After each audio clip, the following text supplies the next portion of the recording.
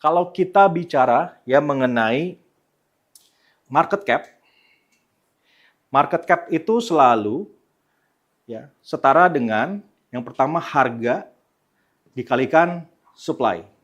Nah, selain market cap dari kuantitas atau dari supply, maka sebetulnya ada hal lain juga yang harus diperhitungkan.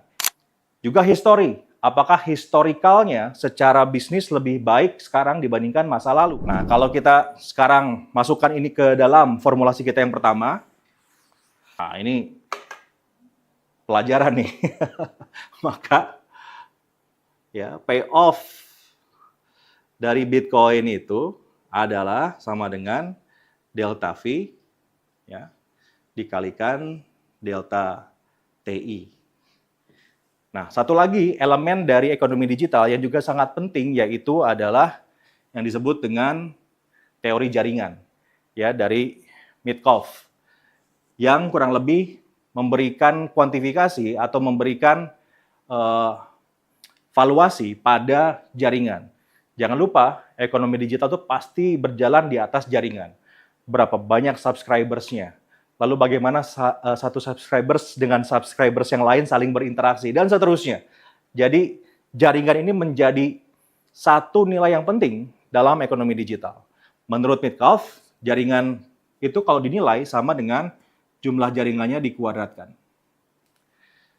Nah, jika ini meningkat, ini juga meningkat, dan ini meningkat, maka valuasi dari ini juga masih meningkat.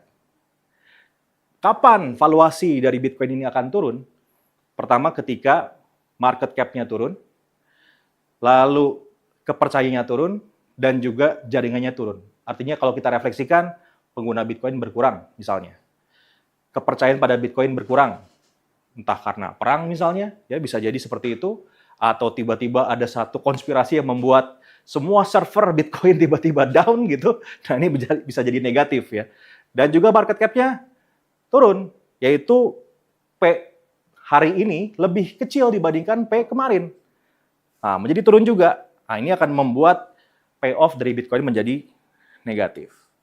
Nah, ini kawan-kawan semua, sebetulnya cara mudah, nggak cara mudah juga sih, ini cara susah juga.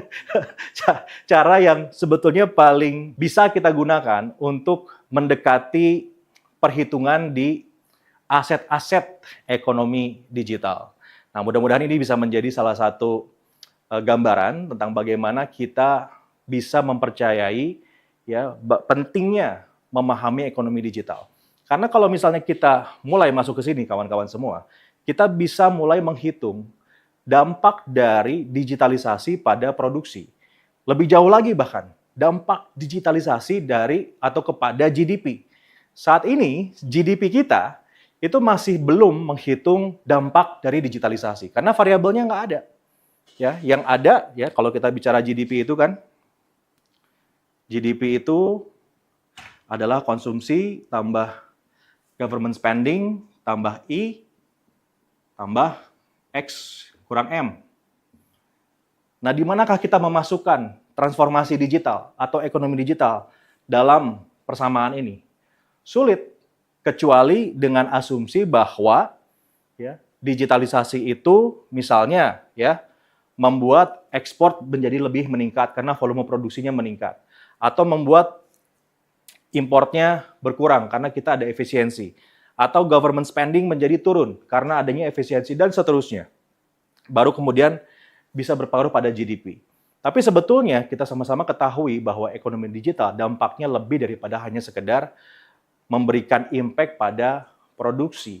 Ada nilai gagasan, ada nilai jaringan, ada nilai kepercayaan, ada nilai historical, ada nilai reputasi.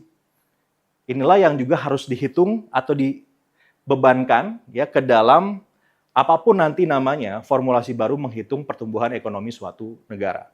Karena tanpa ekonomi digital, kita akan sulit ya untuk memvaluasi maju atau tidaknya suatu negara. Mengapa? Karena lanskap ke depan memang ekonomi digital akan menjadi salah satu faktor utamanya. Itu sedikit dari saya. Terima kasih. Semoga mendapatkan respon yang positif dan juga bermanfaat untuk Anda semuanya.